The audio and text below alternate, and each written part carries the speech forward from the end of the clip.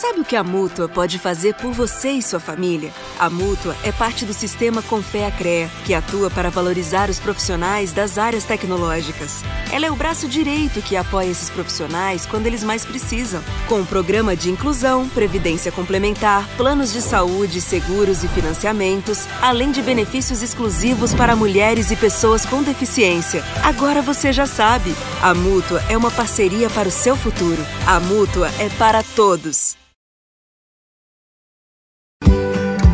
Reciclar seu lixo constrói um novo futuro. Reforçar modelos de mobilidade constrói um novo futuro. Fazer da tecnologia ferramenta constrói um novo futuro. Se capacitar para o novo constrói o seu futuro. 80ª Semana Oficial de Engenharia e Agronomia, projetando caminhos para o futuro do Brasil. Nós somos apaixonados por inovação.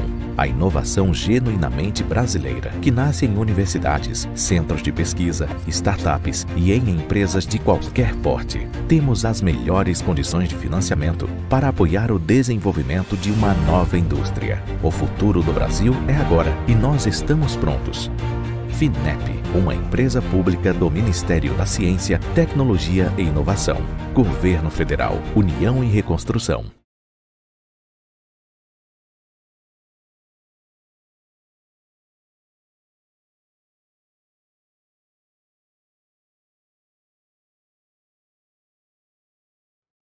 Convidamos como coordenador o representante da ENGD, Engenharia pela Democracia, Amaury Monteiro.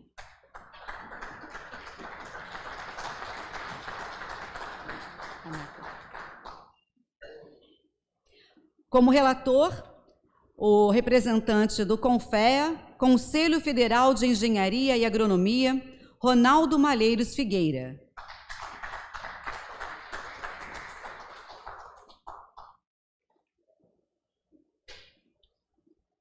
Como palestrantes, a representante do Conselho de Arquitetura e Urbanismo de São Paulo, Camila Moreno de Camargo.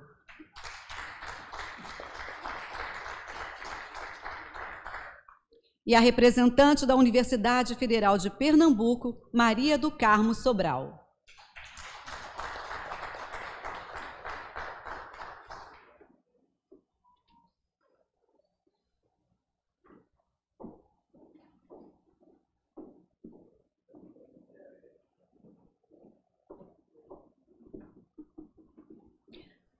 Com a palavra, o coordenador Amaury Monteiro.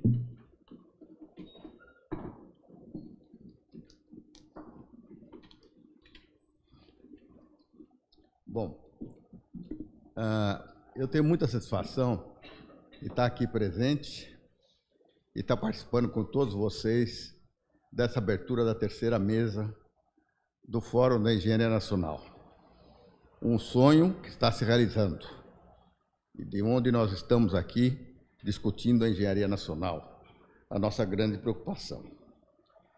É com grande satisfação que damos início a essa mesa 3, onde discutiremos temas cruciais para o desenvolvimento de nosso país, nas questões de infraestrutura, desenvolvimento regional e cidades. Eu gostaria de agradecer a presença de todos, especialmente dos nossos componentes da mesa, o Ronaldo, a Maria do Carmo, a Camila e a Gisele, que deve chegar daqui a pouco. Antes de começar, eu também gostaria de fazer uma homenagem a um companheiro que nos deixou há pouco tempo, o Zé Mário Cavalcante, que é um grande pensador da engenharia, e que promoveu uma série de debates e apresentou uma série de propostas que acabaram por melhorar a nossa engenharia, o nosso debate. E uma das questões nós vamos trazer hoje, que é a questão da engenharia como carreira de Estado. A segunda é pensar as Américas. Ao companheiro que deveria estar aqui presente, e estaria aqui presente, as nossas homenagens.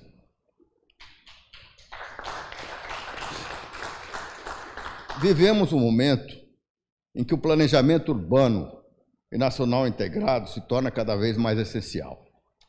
Questões como habitação, saneamento, transportes, infraestrutura em geral, são fundamentais para garantir a qualidade de vida da população e o desenvolvimento sustentável das nossas cidades e regiões. E é exatamente nesse contexto que a engenharia pode desempenhar um papel vital. E aqui, quando eu falo em engenharia, é bom que se esclareça, eu estou falando de engenharia, eu estou falando de arquitetura, eu estou falando de geologia, estou falando de geografia, eu estou falando de agronomia e outras profissões que estão correlacionadas à engenharia. Então, não se sintam, eu estou falando no geral, tá? Então, nós temos um papel vital a apresentar. A engenharia não é apenas uma profissão técnica, é uma força motriz para a transformação social e econômica. A ausência de profissionais da engenharia em discussões, elaboração de políticas e planejamento governamentais é uma lacuna que nós precisamos preencher. A colaboração entre engenheiros e movimentos sociais também é crucial para garantir que as soluções propostas sejam não apenas tecnicamente viáveis, mas também socialmente justas e inclusivas. Hoje teremos a oportunidade de ouvir especialistas que trarão diferentes perspectivas sobre esses temas. A Maria do Carmo Martins Sobral, que vai ser a primeira palestrante, abordará os temas propostos sobre a ótica da Agenda 2030, destacando como os Objetivos de Desenvolvimento Sustentável podem ser integrados ao planejamento desse país. A Camila Moreno de Camargo trará a visão da arquitetura e do urbanismo, mostrando como essas disciplinas podem atuar em conjunto com a engenharia para criar cidades mais humanas e funcionais. A Gisele Tanaka, com a sua experiência em movimentos sociais e na academia, nos ajudará a entender a importância de envolver a sociedade civil nesse debate. A integração entre as diversas áreas do conhecimento, como arquitetura, engenharia, agronomia, meteorologia, geologia, geografia, é fundamental para a construção de um país mais forte, socialmente justo, sustentável e soberano. Precisamos de um planejamento que considere todas essas dimensões e que coloque a engenharia pública como uma necessidade e como protagonista no desenvolvimento desse país. Olha nós aqui de volta no projeto do engenheiro, carreira de Estado, e a importância da participação da engenharia e da arquitetura no apoio a todos os movimentos que tentam melhorar essa sociedade. Convido todos a participarem ativamente das discussões de hoje, trazendo suas experiências e conhecimentos para enriquecer esse debate. Juntos podemos construir um futuro melhor para as nossas cidades e regiões, onde a engenharia pode vir a desempenhar um papel central na promoção do desenvolvimento sustentável e na melhoria da qualidade de vida da população. Muito obrigado e um ótimo debate para todos.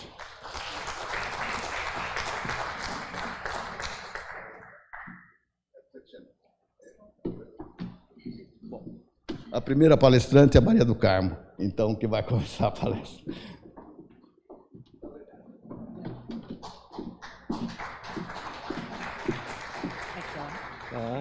Deixa eu contar meu tempo. Bom, primeiro de tudo, eu quero agradecer, o convite. Para minha honra muito grande de estar aqui, participando desse evento e podendo também trazer a minha visão de mundo, Na minha apresentação, eu quero primeiro dizer que eu sou avó da Lia, A minha neta tem 10 anos e eu sempre fico pensando o que é que eu posso transmitir para ela. Vovó, como é que você trabalha? Qual é o seu trabalho? O que é que você faz? Eu digo, Lia, a vovó trabalha com os jovens, com os meus alunos, e a vovó procura botar cimentinha na cabeça deles, para a gente ver como é que a gente pode fazer um mundo melhor, Então, veja, esse tema da Agenda 2030, eu participei da... Já pode botar? Pode passar. Eu coloquei aqui essa minha participação, mas acima dessas academias todas, o que eu tenho pensado é como eu posso transformar ou mudar minha forma de atuar como engenheira, como professora lá na Universidade Federal de Pernambuco e, acima de tudo, como pernambucana, como nordestina, do que eu vejo do que é que nós precisamos fazer para melhorar a nossa região e nosso país. Ah, sou eu que passo, desculpem. Então eu fiz essa estrutura. Veja, a Agenda 21, nós tivemos uma grande reunião aqui, a Rio 92, né? O Collor era o presidente do Brasil, nós conseguimos trazer mais de 150 representantes dos países, e essa reunião, ela gerou uma agenda, certo? A Agenda 21, onde já tinha uma série de temas prioritários, não mudou, porque as problemáticas continuam sendo as mesmas, e o Brasil também foi o primeiro signatário, o Brasil fez uma Agenda 21, né? Mas só que a própria ONU, né, quando ela percebeu que muitas daquelas intenções, e o senhor sabe que de boas intenções o inferno está cheio, muitas daquelas intenções não se transformaram em ações, né? Então eles lançaram em 2010 esses objetivos do milênio, né? Os objetivos do milênio, de 2000 a 2015, mas veja, eu estava focado muito na questão da saúde, muito na questão também da fome, né? Mas também é muito ligado à educação. Pouco. Se percebeu também que também pouco avançou. Alguns objetivos avançaram, certo?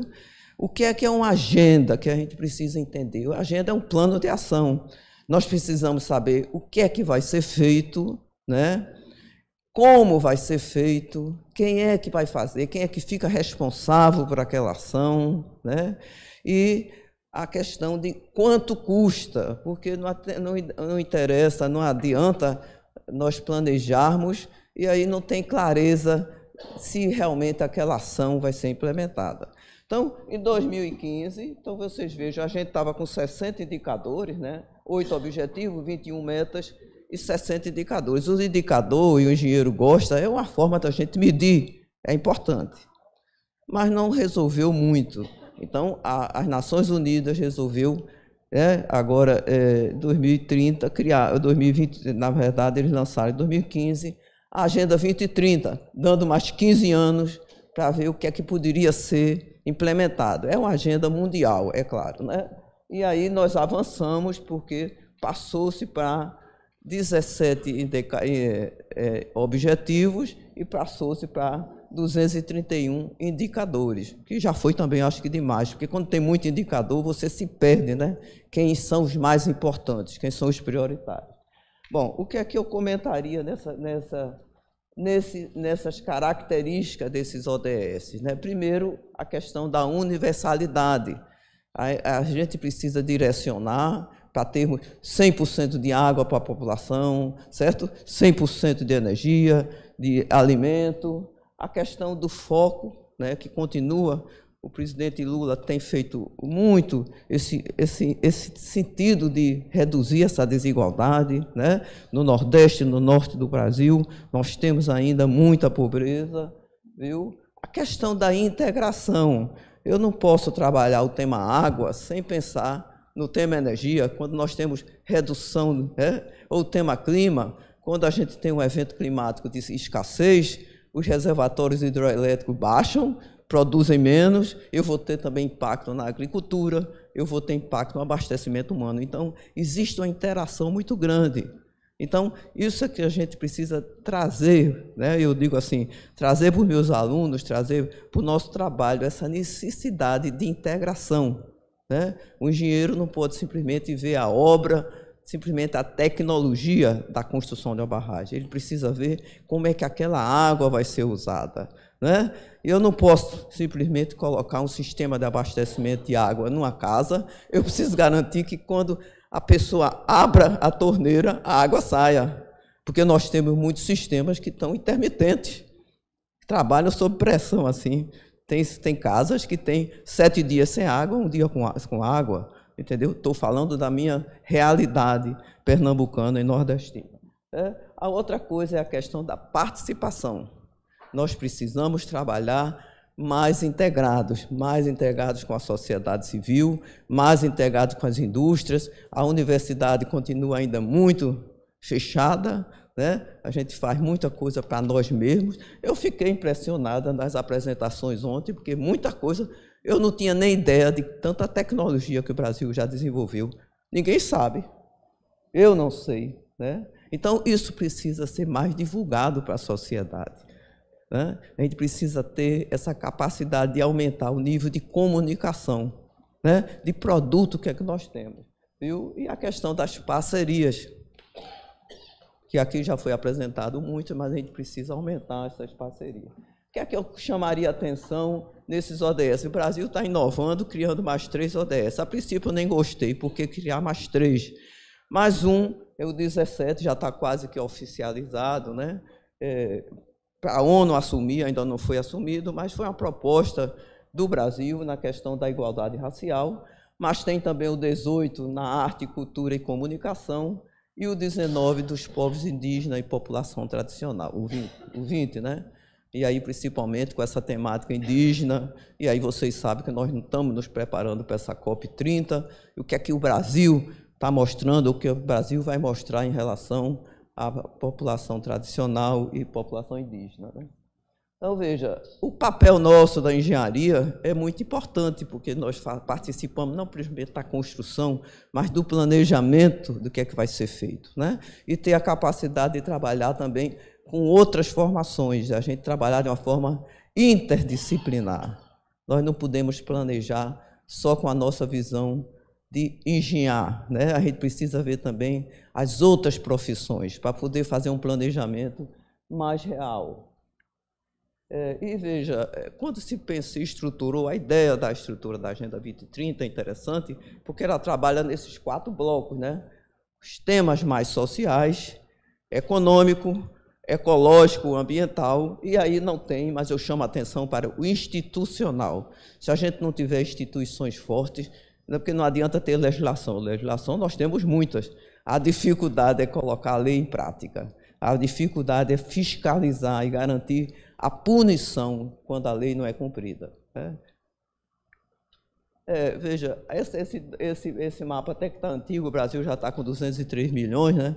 Mas o que é interessante é que a população, o Brasil tem uma população muito grande, nós estamos com mais de 80% da população em área urbana, isso é uma tendência mundial, né? A previsão é de que a gente vai para 90% e as nossas cidades elas estão ficando inchadas, sem um planejamento adequado, né? Com problemas críticos de toda a área, porque quanto mais pessoas eu concentro numa área, Recife é uma das maiores densidades demográficas daqui do Brasil, entende? A quantidade de prédios que estão sendo construídos, a pressão imobiliária em uma área muito pequena, eu crio um estresse muito grande em toda a infraestrutura que precisa ser alocada naquela região, né? Bom, e aí onde é que estamos? Eu trouxe alguns aspectos, né? Essa questão da exploração do petróleo. Veja só, eu não sou a favor nem sou contra. Eu acho que nós precisamos discutir o que é que o Brasil quer para a Amazônia, o que é que o Brasil quer na questão da transição energética. Isso é uma discussão de todos os brasileiros, né? Não pode ser feita assim fechada, porque existem pontos positivos, existem pontos negativos. Então, eu acho que isso precisa ser colocado mais amplo, de uma forma mais ampla, né?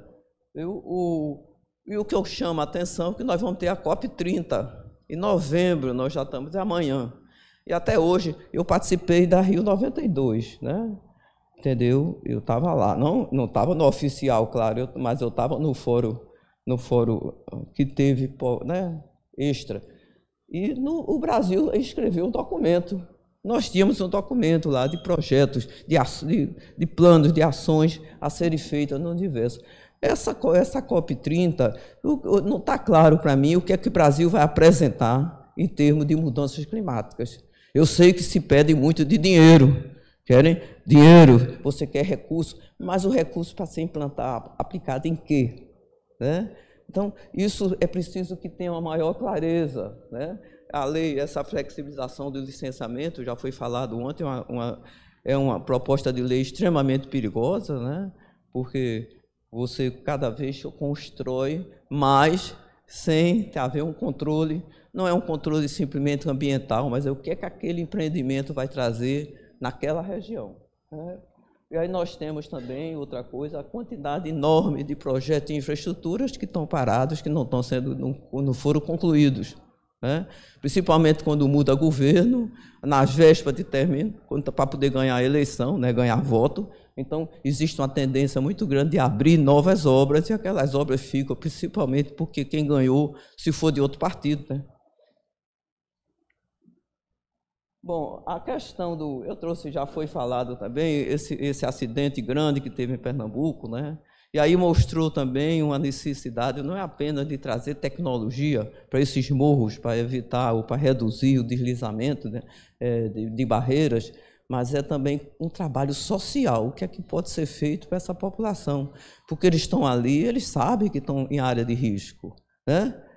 Então, o que é que pode ser feito para alocá-los, né, e de uma forma que eles também aceitem essa mudança de região, né? Então, está sendo feito um trabalho, mas ainda muito precisa ser feito, né? Então, porque a gente está... Essa questão das mudanças climáticas, ela virou quase que um guarda-chuva.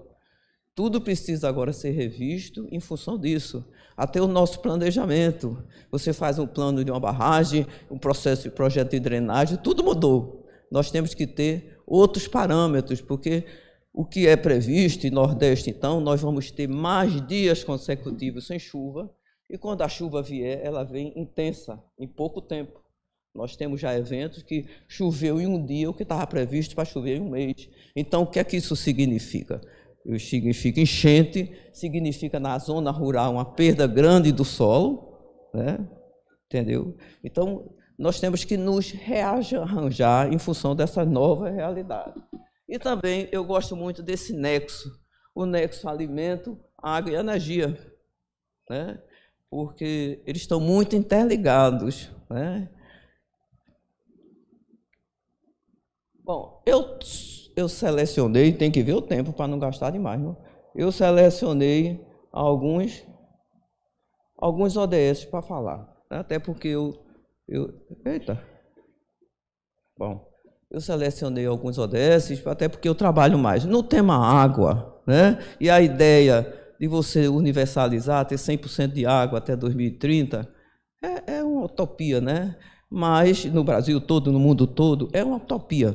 Mas direciona. Agora a gente precisa saber aonde esse investimento vai ser feito e que planejamento, aonde é que está mais crítico, porque os nossos rios continuam sendo poluídos pelo esgoto não tratado, né?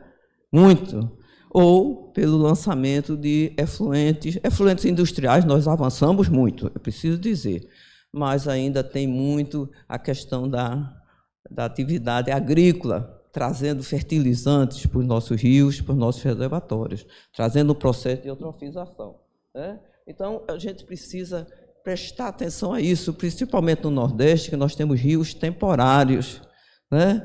Então, a gente não é só garantir a água, mas garantir a água em qualidade e quantidade suficiente, né? Eu trabalho no projeto da transposição, no monitoramento dessa água, e me preocupa, porque nós estamos investindo muito e é preciso que eu garanta, né, que no Brasil todo, principalmente o órgão executivo, o Ministério da Integração, que se garanta que não haja risco de poluição desse reservatório, além de risco de retiradas ilegais, né?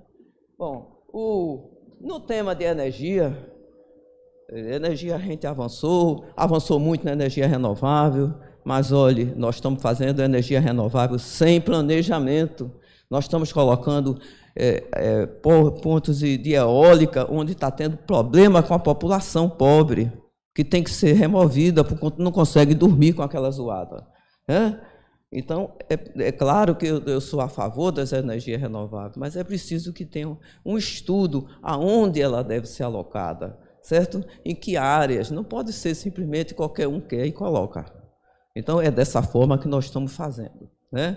E a energia solar também ela está entrando de uma forma pesada, trazendo risco de instabilidade no sistema, né? Tem muitas horas que o ONS, que é o Operador Nacional de Energia, ele tem que parar o funcionamento das eólicas, porque não tem, a rede de transmissão não aguenta, não suporta, né? Bom, e também a gente tem que pensar, veja, a gente tem a questão da energia ligada à questão dos gases de efeito estufa, né? Bom, as cidades, eu quero chamar a atenção essa questão da falta de planejamento na zona urbana, na área urbana, os planos diretores, os planos, a própria lei de uso e ocupação do solo estão cada vez mais soltas no sentido de permissão para a expansão urbana, para a pressão imobiliária. E dois temas que me interessam, duas ações. Uma é a questão dos resíduos sólidos. Nós não avançamos na questão da coleta seletiva no Brasil, né? A gente até avançou na questão do resíduo sólido da disposição, mas a retirada, a redição, né? Você mandar menos lixo para os aterros e fazer uma coleta seletiva, e a questão do plástico, que o mundo inteiro está fazendo uma pressão contra o plástico, e o Brasil continua esquecendo disso. Eles estão, os especialistas, dizendo que em 2050 nós vamos ter mais plástico no mar do que peixe, né? Bom, e também a questão como é que a gente pode melhorar o clima nas cidades. E uma coisa que pode ser uma ação pequena, mas é uma ação que eu acho que traria um efeito bom, de arborização. A gente precisa trazer o verde para onde nós estamos, porque é ali que a gente mora, e é ali que o negócio vai esquentar, com a mudança climática. Então, é preciso trazer ações, e a isso você geraria muito emprego. Né? Não é emprego assinado, não, mas é possibilidade de trabalho para essa população, né, que não muito que ainda está desempregada. Então,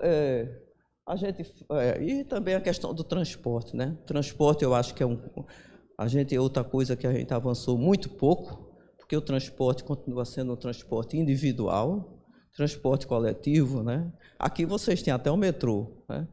Já foi um avanço, mas mesmo assim a cidade está grande demais, a quantidade de carros está grande demais, né? O trânsito, o que se perde de tempo, de energia, para você fazer o deslocamento é muito grande, né? Bom, cadê? Bom, e eu trouxe também o da mudança climática, aí já foi muito falado, né? Como reduzir, né? O Carlos Nobre, que é nosso especialista, disse que já tem áreas que não tem mais como reverter, né? Principalmente na Amazônia, a área degradada, a área no nosso semiárido. É preciso ter uma conscientização disso e, acima de tudo, o que é que pode ser feito nos diversos setores, né? No setor do transporte, né? Na questão da matriz, da nossa matriz energética, que até é uma matriz boa, né? em termos ambientais, em termos ecológicos, mas o que é que nós podemos melhorar isso? E, para finalizar, a questão do... Eita, eu perdi o tempo, doutor Mauri, me diga, hein? Tô?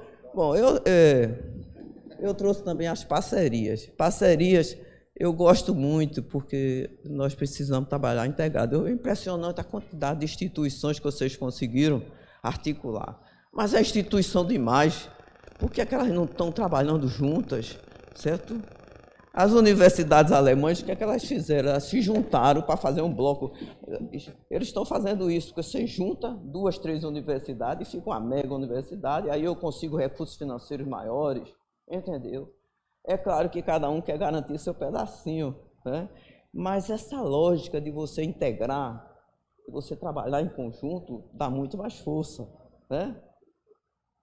Viu? Então, minha sugestão, e eu acho que a gente, talvez se fosse a minha proposta, né, na questão do que é que pode ser feito no futuro, é a questão da gente melhorar, ampliar essa integração e divulgar. A gente é muito ruim na questão da divulgação, da comunicação com a sociedade.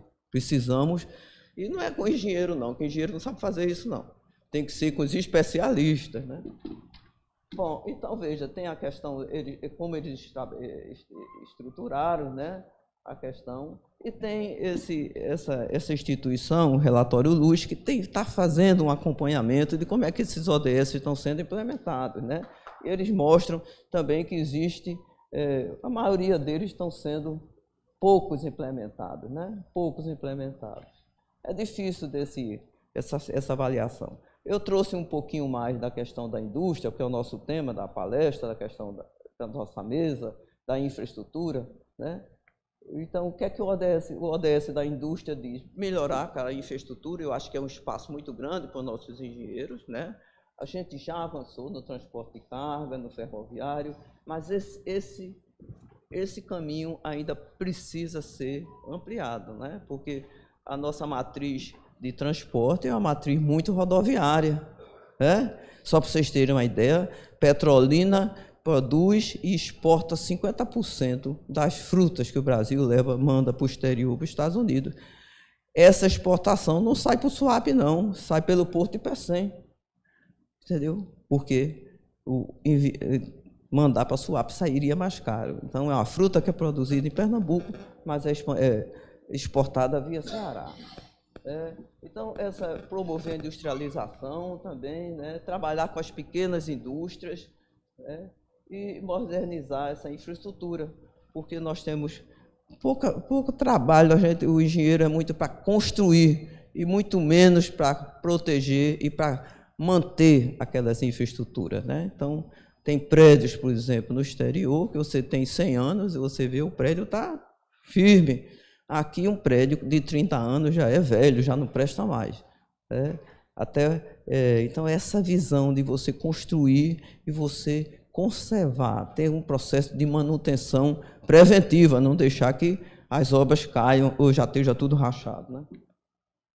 Bom, fortalecer a pesquisa científica, né, como foi mostrado, eu acho que houve um aumento, mas ainda nós estamos fazendo pouca interação, pouca pesquisa que o mercado precisa, né, e essa questão do desenvolvimento tecnológico. Já mostrando aí um pouco, né, dessa inovação.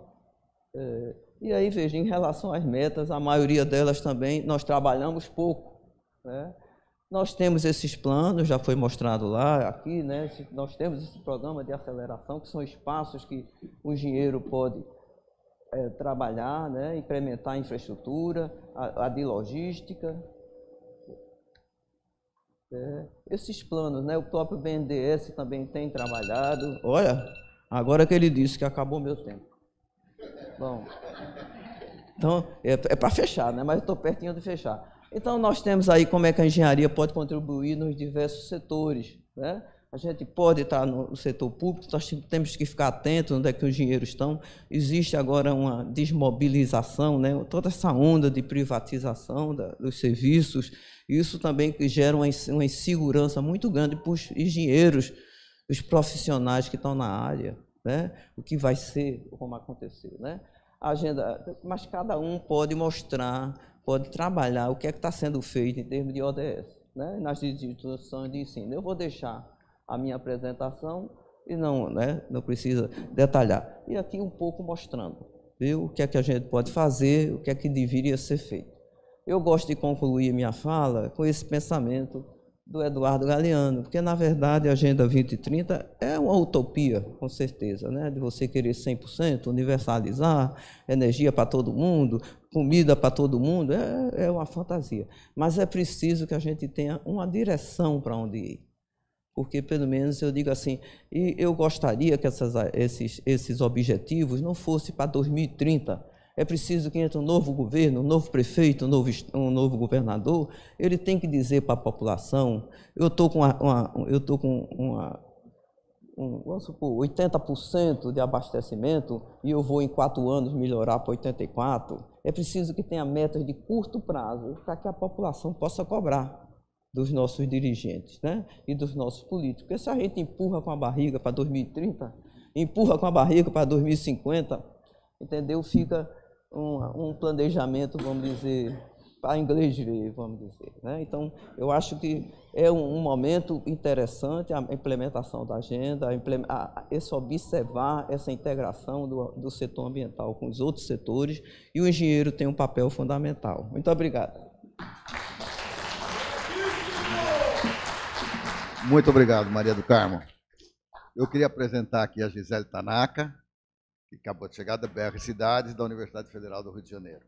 Ela vai ser a terceira a falar. Agora vamos chamar a Camila Moreno de Camargo, certo?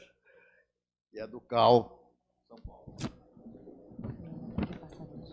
Ele aponta também o vermelho? acho que não vai dar vazão ali, não, entendeu? Tá? Você quer tirar o microfone? Eu acho que sim.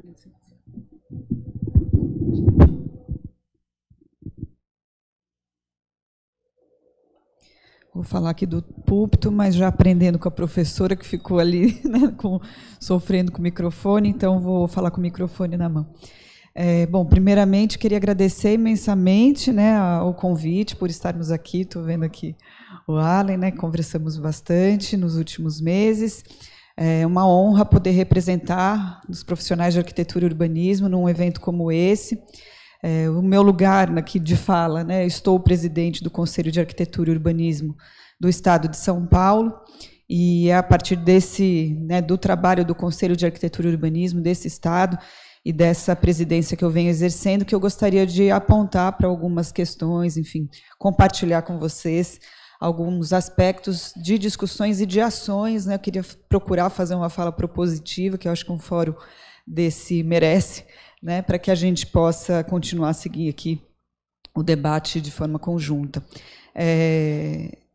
Desse lugar, né, como presidente do Conselho de Arquitetura e Urbanismo, e também exercendo a coordenação atual do Fórum de todos os presidentes do Conselho de Arquitetura e Urbanismo do Brasil, né, dos 26 estados, mais Distrito Federal, há dois aspectos que eu gostaria de trazer, que são os fios condutores, né, vocês vão perceber na minha fala, disso que eu vou procurar abordar, que são as ações do Conselho na escala de abrangência do Estado de São Paulo, que é o meu quintal, né? Mas que, de certa forma, nos coloca algumas questões que eu acho que podem ser, de algum modo, lidas de maneira mais ampla. Né? A primeira delas diz respeito a um esforço que o Conselho de Arquitetura e Urbanismo tem procurado desenvolver, no sentido de contribuir com a implementação da Lei 11.888 de 2008, a chamada Lei de Assistência Técnica, que acredito que nos interessa muito, né? Então, isso me faz pensar e colocar aqui para vocês qual é o papel de um conselho de classe profissional, né, em discussões como essa. O segundo aspecto diz respeito a essa agenda que a professora Maria do Carmo já trouxe, né, e que hoje ganha essa força e urgência a partir das mudanças climáticas, emergência climática, da necessidade de pensarmos de modo articulado, integrado, sistêmico, soluções, né, para as cidades se tornarem mais resilientes, adaptáveis a essa situação que a gente vai vivenciando. Né? E o Conselho de Arquitetura e Urbanismo de São Paulo vem procurando, então, se organizar e organizar todo o seu planejamento estratégico nessa gestão, sobretudo voltado a essas duas frentes. Né? Então, aqui sou eu que passo.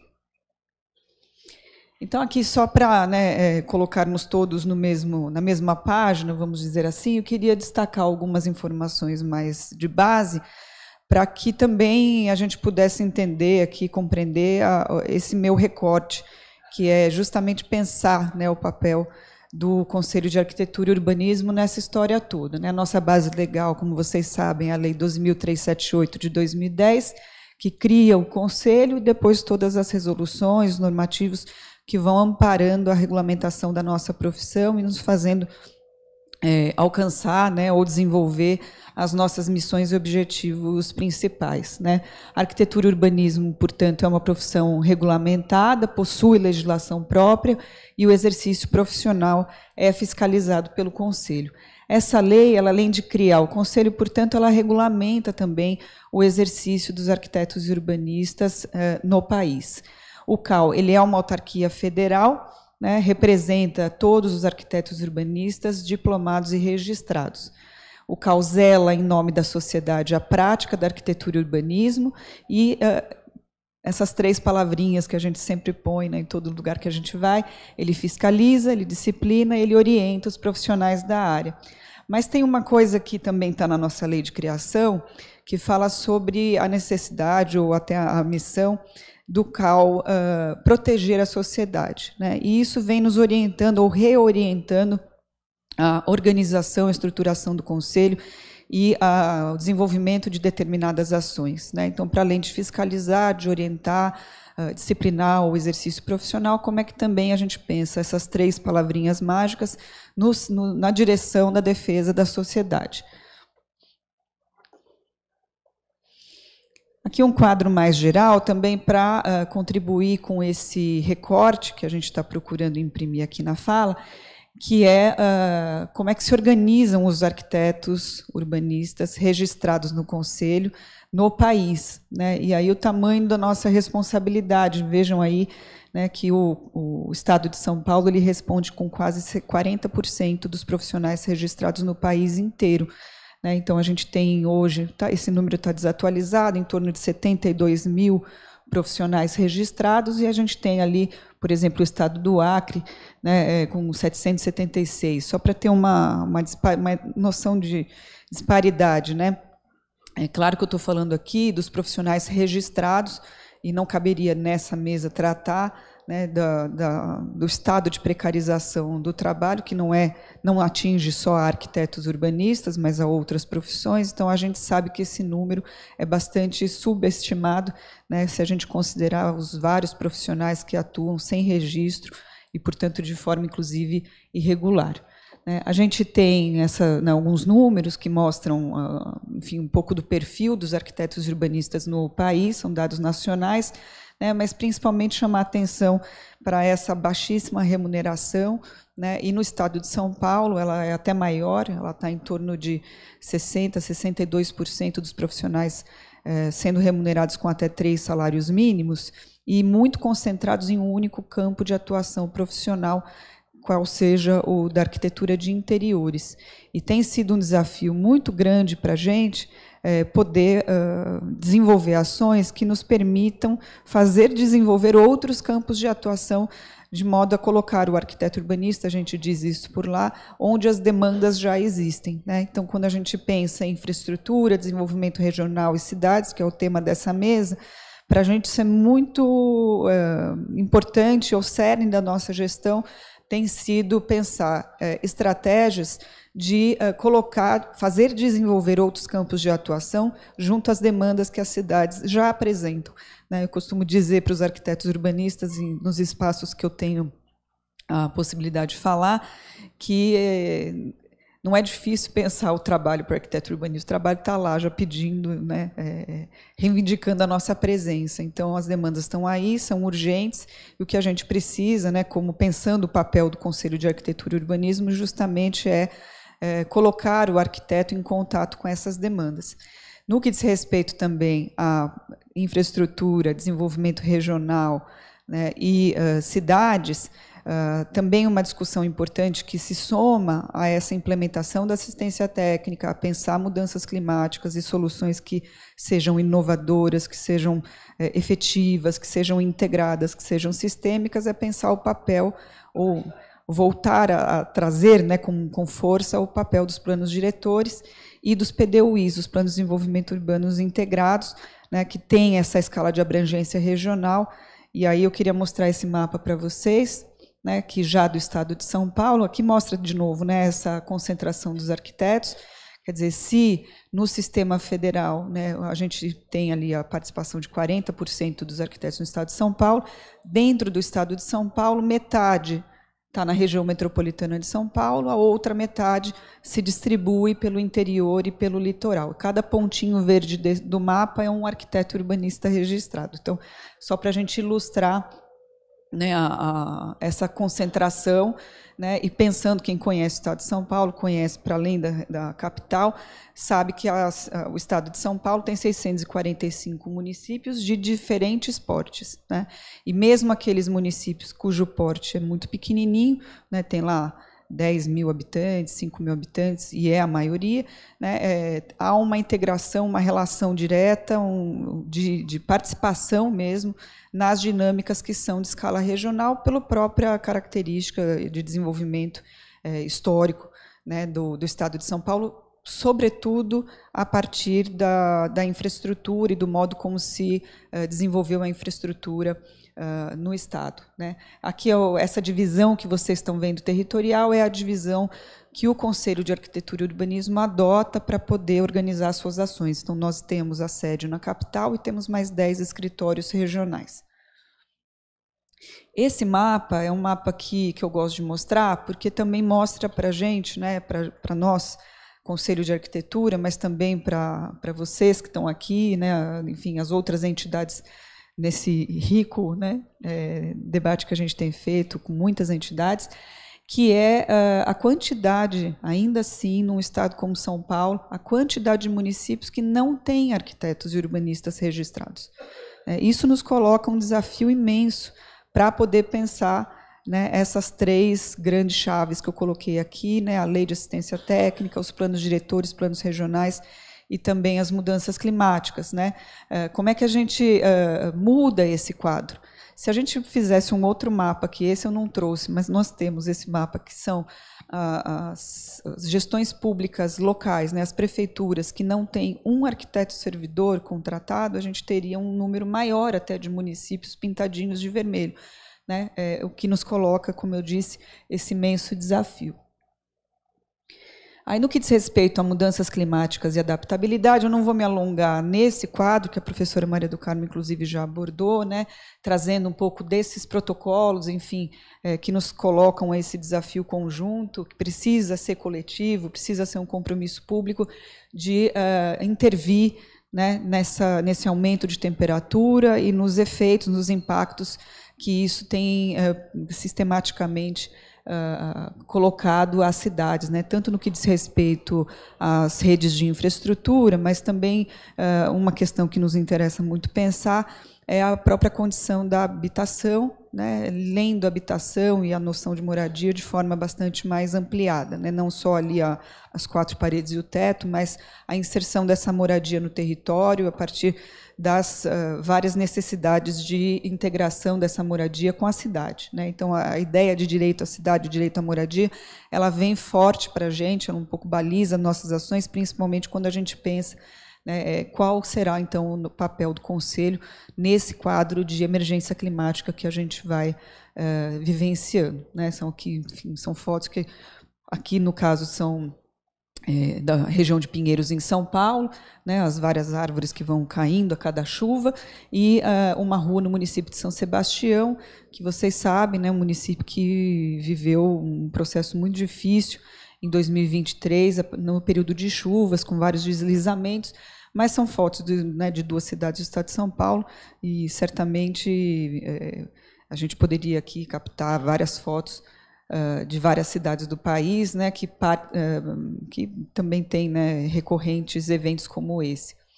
O Estado de São Paulo, as suas regiões administrativas, e aí, dentro desse quadro, né, das mudanças climáticas, esse mapa que não é do Conselho, tem lá a fonte ao lado, né, do jornal da USP, mas a dimensão de resposta aos impactos climáticos que cada município do Estado tem. O que está em vermelhinho diz respeito à baixa resposta à emergência climática que os municípios apresentam, né? Quanto mais verde, vai ser maior a resposta que esses municípios apresentam. Então, vejam que num estado como o estado de São Paulo, que tem muitas regiões metropolitanas, que tem uma divisão consolidada de regiões administrativas, que tem um aparato legal, normativo, institucional bastante desenvolvido, a capacidade de grande parte dos municípios ainda é muito baixa, né, aos impactos climáticos. E aqui é um outro mapa também que fala do índice de adaptação urbana dos municípios paulistas, que vai também mostrar, né, essa baixa adaptabilidade dos municípios a partir das ações que empreendem, da forma como vão se desenvolvendo do ponto de vista territorial, né, nos colocando ou reforçando essa urgência, né, de se retomar os planos diretores, os planos de desenvolvimento urbano integrado, da participação de arquitetos e urbanistas, dos engenheiros, enfim, né, dessa leitura interdisciplinar que a gente precisa fazer do território, leitura essa que precisa ser também atualizada, uma vez que há uma série de novas camadas que vão dizer respeito, né, não só essa das mudanças climáticas, né, mas são camadas que vão se colocando novas e que vão reforçando, né, o quadro de desigualdade socioeconômico que nós temos, que também é territorial. Aqui a professora Maria do Carmo também já falou das ODS, né, mas para dizer dessa resiliência que se refere à capacidade de um sistema exposto a ameaças, perigos para resistir, absorver, acomodar, adaptar-se, transformar-se e recuperar-se dos efeitos dessa mesma ameaça, perigo de maneira oportuna e eficiente, o que nos coloca, né, um ciclo de ações, né, que vão alimentando essa situação ou esse quadro, né? Então, o Banco Mundial, o Protocolo 1º de 2014, o processo de se preparar de cidades para se ajustarem às condições climáticas atuais ou esperar de seus efeitos, a minimização de impactos negativos, o aumento da resiliência urbana, redução de vulnerabilidades e as oportunidades que vão se apresentando para a gente poder fazer tudo isso. Como uma camada nova, né, também de leitura territorial, a justiça climática, o racismo ambiental, não vou me aprofundar nessa questão, mas queria colocar também, né, um olhar sobre isso, trazer isso como um elemento que me parece bastante importante, sem o qual a gente não consegue fazer leitura completa, né, e aqui é uma imagem que tem lá, né, Brasília, Distrito Federal, né, a favela do Sol Nascente, e Brasília, DF, bairro Lago Sul. Isso aqui é uma imagem aérea, né, são dois bairros colados, né, e aí isso nos coloca, então, por exemplo, do lado esquerdo aqui, a favela do Sol Nascente, 67,9% se autodeclaram pretos ou pardos, 40% dos domicílios vivem com uma média de 2 salários mínimos e a renda média por pessoa é de R$ 915. Do lado direito, a gente tem 32,7% autodeclarados pretos ou pardos, 60% dos domicílios vivendo uma média de 20 salários mínimos, e uma renda média por pessoa de quase R$ 11 mil. E, para além dessas questões que são relativas à renda, a imagem, né, numa mesa como essa, que está falando de infraestrutura, está falando de desenvolvimento regional de cidades, o que chama atenção é a ausência do verde daqui e o verde de lá, né? E se a gente está falando em soluções que sejam integradas, sistêmicas, inovadoras e aderentes, né, a esses protocolos todos, as ODS e a esse quadro de impactos climáticos que as cidades vão vivenciando, a gente sabe do papel, né, que o verdinho ali do lado direito tem, né, e o que a ausência do verdinho do lado esquerdo também impacta. Aqui também é uma imagem da capital, mas diz dessa mesma camada, né, que então aqui é uma pesquisa do Instituto Polis, sobre racismo ambiental e justiça socioambiental das cidades, que vai também comprovar essa relação entre áreas que são consideradas de risco, né, pelos aspectos geológicos que apresentam, enfim, pela densidade de ocupação, né, construtiva e habitacional, né, e a incidência desses eventos que são climáticos. Aqui também imagens desse quadro. Então, diante desse quadro, né, o que a gente vem pensando no Conselho de Arquitetura e Urbanismo de São Paulo, isso que Maria do Carmo colocou, a professora colocou, que então, para quem que a gente dá a mão, né, é uma luta de todos, quais são os outros atores, a gente vem procurando convocar, reivindicar, né, das pessoas que se pensem, de quem que você lembra? Né, para quem que a gente tem que dar a mão? Então, as instituições de ensino e pesquisa, o legislativo, os arquitetos urbanistas, conselhos setoriais, as representações profissionais, os governos, quem mais? Quais outros atores a gente precisa trazer para dentro, né, dessa luta que é realmente de todos, né?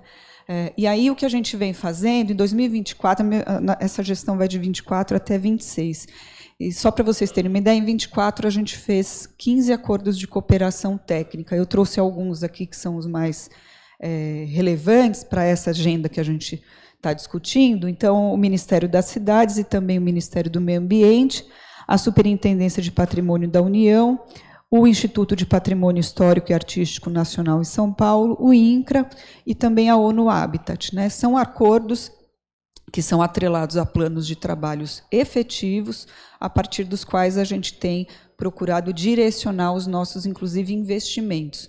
Para a gente faz isso a partir de fomento e a partir de patrocínio, né, utilizando a lei do MIROSC, né, o Marco Regulatório das Organizações da Sociedade Civil, sendo absolutamente imprescindível, eu queria colocar isso como uma questão, que a gente discuta e que a gente também reivindique o papel das OSCs na implementação de políticas públicas, né. Nos parece, cada vez mais, dado o caldo que a gente já tem de projetos fomentados, de patrocínio, que a gente participe, os conselhos de classe profissional participem da capacitação, do estímulo à criação de novas OSCs, para que elas participem de maneira efetiva como atores engajados na implementação de políticas públicas. Então, no caso, ali em 2024, nós tivemos esses 5 editais, né, junto à Defensoria Pública, por meio do qual os arquitetos prestam assistência técnica, também a Prefeitura de São Paulo, no que a gente vai chamando carinhosamente como um programa de residência, apoiado pelo Conselho. Isso vai virando um programa permanente dentro do Conselho, uma residência em arquitetura e urbanismo, em políticas públicas, tal como na área de medicina se faz também. Isso para poder levar justamente, desenvolver, né, os profissionais de arquitetura e urbanismo e incentivar que eles, de fato, participem, estou acabando já, participem das políticas públicas, da atuação junto aos órgãos públicos, né, o fomento em ATIS, assistência técnica para habitação de interesse social, o PAT Cultural, que é o Programa de Assistência Técnica na área de patrimônio, e o CAU Educa, que leva essas discussões para a escola de ensino fundamental e médio. Aqui um pouco, né, então, das áreas de atuação do urbanismo, que fica mais destacado, evidentemente, diante dessa discussão: desenvolvimento e planejamento urbano e regional, projeto urbano, transporte e mobilidade urbana, paisagem urbana de espaços públicos, tecnologia de infraestrutura verde, mudanças climáticas, adaptação de cidades e gestão de risco. Todas essas áreas para a gente desbravar, uma vez que há aquela concentração que eu disse de profissionais em um único campo de atuação profissional. 2 projetos para encerrar minha fala, né? Um primeiro, que a gente chamou de clima e adaptabilidade, tem uma comissão responsável, a nossa Comissão de Planejamento Urbano, Ambiental e Territorial, que visa levar o conhecimento da sociedade sobre o papel dos arquitetos no enfrentamento da crise climática e na adaptabilidade das cidades. A gente tem uma Câmara Temática de Clima e Adaptabilidade, estamos, nesse momento, realizando esse seminário nacional, que acabou chamando Justiça Climática e Adaptabilidade. Ele está acontecendo no CAU São Paulo hoje. Ontem foi a mesa de abertura, por isso que eu não estava aqui ainda.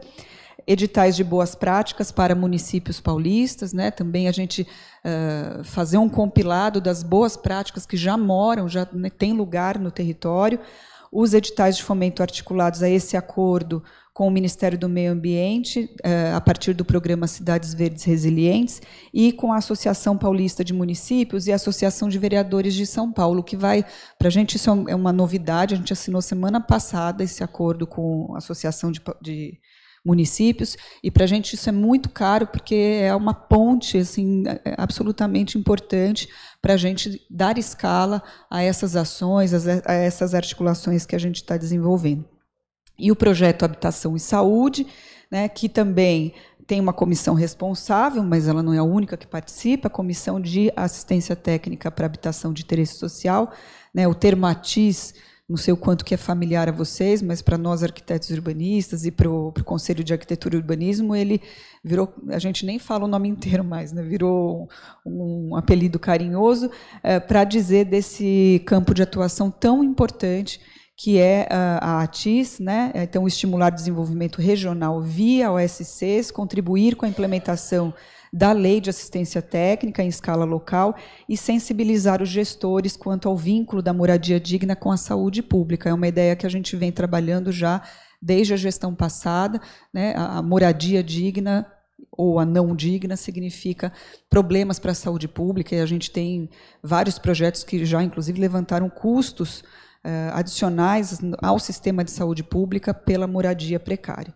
Então, algumas ações já previstas em andamento, a Câmara Temática Habitação e Saúde, um acordo com a OAB, com a Comissão de Direitos do Terceiro Setor, que vem capacitando as OSCs, né, para atuarem junto à política, os editais de fomento que a gente está lançando com a Secretaria Nacional de Periferias, no Ministério das Cidades, o INCRA e a SPU, né, onde a gente coloca o arquiteto para fazer projeto de regularização fundiária, projeto de melhoria habitacional, onde a gente capacita os municípios habilitados no programa Periferia Viva para fazerem editais para OSCs, que eles não sabem fazer, as OSCs já estão habilitadas, os municípios estão habilitados e não tem ninguém que grude uma coisa com a outra. E o projeto específico com a ONU Habitat, que a gente também já aprovou no nosso plenário, serão 8 milhões de reais investidos em ATIS, na escala do Estado de São Paulo, mas dentro de uma cooperação Sul-Sul, trilateral. Então, são vários países do Sul global que participam dessa grande, imensa capacitação em assistência técnica voltada para a habitação de interesse social. Tá? Já são, desde 2012 até 2024, mais de 24 milhões de reais investidos em ATIS. Né? Aqui tem um pouco do histórico do investimento. Depois tem o QR Code para vocês acessarem também os projetos fomentados no Estado de São Paulo e um pouco da sua distribuição regional, sendo justamente essa distribuição regional um desafio para a gente, por isso que a gente tem procurado agora, desde o ano passado, fazer editais em conjunto com parceiros, e esse projeto com a ONU Habitat, que vai dar uma escala bastante mais ampliada de alcance mesmo desses projetos. Aqui só o mapa maior. Quantidade de profissionais e pessoas envolvidas nesses projetos. Aqui eu já falei, mas são as nossas estratégias, né? E também os nossos desafios, né? Que é justamente fazer com que a ATIS vá penetrando nas gestões públicas, a partir do apoio da luta dos movimentos sociais, né? Então, assistência técnica aos moldes clássicos que os arquitetos urbanistas vêm historicamente defendendo, né, assessoria como um direito. Então, é como a gente vai se organizando em torno desses temas. E é isso, muito obrigada. Depois eu passo de... Obrigado, Camila. Agora vamos chamar a Gisele Tanaka.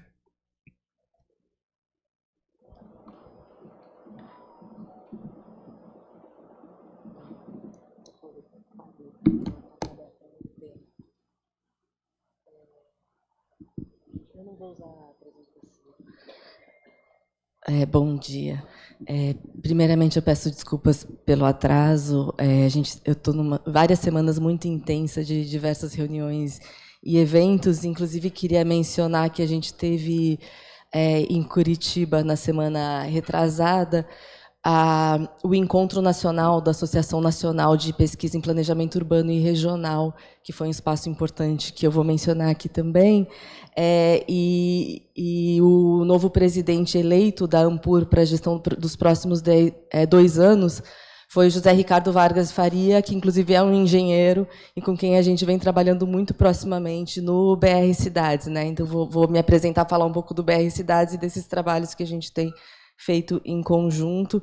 Queria saudar o Fórum Nacional de Engenharia, que também é um espaço muito importante. Fico muito feliz de estar participando dessa iniciativa, saudar a mesa e os organizadores, na figura do Amaury Monteiro. E acho bom também eu seguir na fala da Camila, né, porque eu também vou fazer algumas referências à questão da assessoria técnica, assistência técnica em habitação de interesse social. Então, eu estou aqui representando o BR Cidades, né, não sei se todo mundo conhece. O BR Cidades foi uma organização, né, na verdade, assim, não é exatamente uma organização, é uma articulação e um movimento, né, criado no momento bastante crítico, né, da sociedade brasileira, logo depois do golpe de 2016. A gente teve várias iniciativas de organizações e movimentos de esquerda que buscaram se rearticular para voltar a pensar um projeto para o Brasil. O BR Cidades ele nasce de uma iniciativa do MST, né, que começou com uma iniciativa do Fórum Brasil Popular. Foi uma iniciativa de resistência naquele contexto de golpe, né, e depois, aos anos que seguiram, dos governos de extrema-direita no Brasil, com o objetivo de construir um projeto nacional e, novamente, disputar um projeto nacional como forma de fortalecer a sociedade e as forças progressistas, no sentido de disputar, novamente, não só o Estado, mas o fortalecimento da sociedade como um todo nessa construção desse projeto, que acredito que estamos todos juntos nele, né? O BR Cidades, ele desde o início teve uma presença grande, né? Ele foi coordenado inicialmente pela a fundadora, né, Hermínia Maricato, e logo mobilizou uma série de organizações e entidades da arquitetura e engenharia. Os diversos sindicatos de engenharia de vários estados prontamente aderiram, né, daqui do Rio de Janeiro, bom, de diversos estados. A FICENG, também a federação, sempre esteve junto, e diversas instituições dos arquitetos, como o sindicato diversos sindicatos dos arquitetos, e os CAUs, e diversos CAUs. Então, o BR Cidades, ele nasce com essa ideia de construir um projeto nacional. Eu vou seguir aqui uma fala da Hermínia, né, Hermínia Maricato. Ela costuma fazer uma recuperação histórica, que eu vou fazer muito brevemente aqui, mas que eu acho importante começar com ela também, que a Hermínia Maricato, ela sempre lembra, né, o que foi o ciclo virtuoso, que ela chama de ciclo virtuoso das políticas públicas no Brasil. Esse ciclo virtuoso que ela mapeia, que teria se iniciado principalmente já no final dos anos 80, mas se intensificou nos anos 90, e depois ganhou um impulso muito grande com a eleição do Lula e o governo que se inicia em 2003. Esse ciclo virtuoso de políticas públicas, ele é justamente o resultado de uma confluência dessas diversas forças sociais, né? Teve uma importância muito grande do movimento que se formou em torno da Constituinte, né? Do qual os profissionais técnicos tiveram uma presença muito significativa, né? Nas diversas marchas pela redemocratização, mas também na constituição desse campo progressista no Brasil.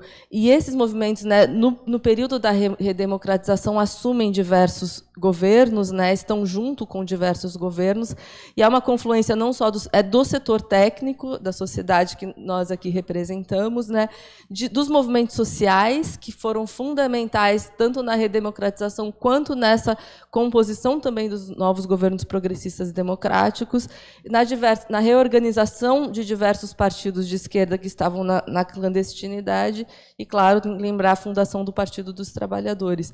Então, esse grupo que reuniu, né, setor técnico, movimentos sociais e setor político, desenvolveram pelo menos nessas 2 décadas, né, nos anos 90 e no início dos anos 2000, diversas políticas públicas voltadas justamente para esse campo, né, que a Camila mostrou que é a demanda mais forte da nossa sociedade, e é a menos atendida do que a gente chama que está na cidade informal.